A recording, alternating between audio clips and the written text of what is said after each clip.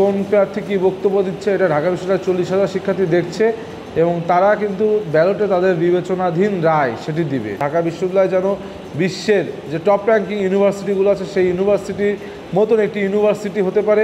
ঢাকা বিশ্ববিদ্যালয়ে যে গবেষণা নেই সেই গবেষণা যেন আরও বাড়িয়ে একটি গবেষণা ভিত্তিক ঢাকা বিশ্ববিদ্যালয় গড়ে তোলা যায়, সেগুলো নিয়ে কাজ করব। ডাকসু দীর্ঘদিন পর অনুষ্ঠিত হচ্ছে। এই ডাকসু নির্বাচনকে কেন্দ্র করে শিক্ষার্থীদের ভিতরে কিন্তু একটি উৎসব মুখর আমেজ বইতে শুরু করেছিল, কিন্তু বিভিন্ন সময় বিভিন্ন প্রশাসনিক কর্মকর্তার বিশ্ববিদ্যালয় প্রশাসনিক কর্মকর্তার বেফাস মন্তব্য, কখনো বা বিভিন্ন আইনি জটিলতার কারণে কিন্তু শিক্ষার্থীদের এক ধরনের শঙ্কা দেখা দিচ্ছে এবং সেই শঙ্কাটির কারণে শিক্ষার্থীরা অনেকাংশেই অনাগ্রহী হয়ে উঠছে এই ভোট প্রদানের ক্ষেত্রে। কিন্তু আপনি জানেন যে গত 17 বছরে বাংলাদেশের 4.5 কোটি তরুণ প্রজন্ম তারা কিন্তু তাদের ভোটাধিকার প্রয়োগ করতে পারেনি।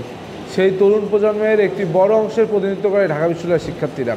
সুতরাং আমার বিশ্বাস ঢাকা বিশ্ববিদ্যালয়ের শিক্ষার্থীরা যত প্রতিবন্ধকতাই বিভিন্নভাবে সৃষ্টি হোক না কেন, তারা 9 সেপ্টেম্বর নির্বাচন দেওয়ার জন্য, নির্বাচনে ভোটাধিকার প্রয়োগ করার জন্য মুখিয়ে আছে এবং 9 সেপ্টেম্বর তারা সকল প্রতিকূলতা বা প্রতিবন্ধকতাকে দূর করে অতিক্রম করে তারা ভোট কেন্দ্রে উপস্থিত হয়ে তাদের ভোট প্রদানের মাধ্যমে ব্যালটে তাদের রায় দিবে এবং তাদের যে শিক্ষার্থী প্রতিনিধি প্রত্যক্ষ ভোটে সেই শিক্ষার্থী প্রতিনিধি নির্বাচিত করবে।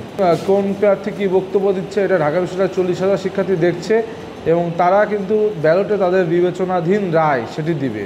তারা কোন শিক্ষার্থীর বক্তব্যকে ধারণ করছে, কোন শিক্ষার্থীর বক্তব্যকে তারা ডিনাই করছে এবং কোন প্রার্থীর বক্তব্য শিক্ষার্থীরা গ্রহণ করছে, কোন প্রার্থীর বক্তব্য শিক্ষার্থীরা গ্রহণ করছে না, সেটি বোঝা যাবে আপনার ব্যালটের তারা যে রায় দেবে সেই রায়ের মাধ্যমে।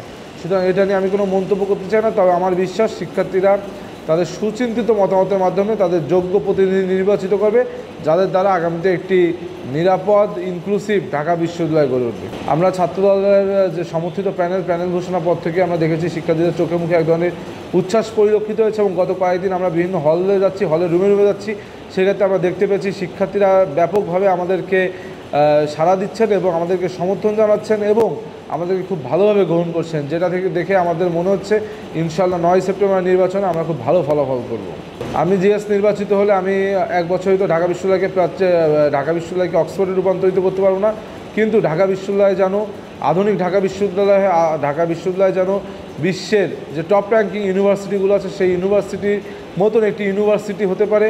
ঢাকা বিশ্ববিদ্যালয়ে যে গবেষণা নেই সেই গবেষণা যেন আরও বাড়িয়ে একটি গবেষণা ভিত্তিক ঢাকা বিশ্ববিদ্যালয় গড়ে তোলা যায়, সেগুলো নিয়ে কাজ করব।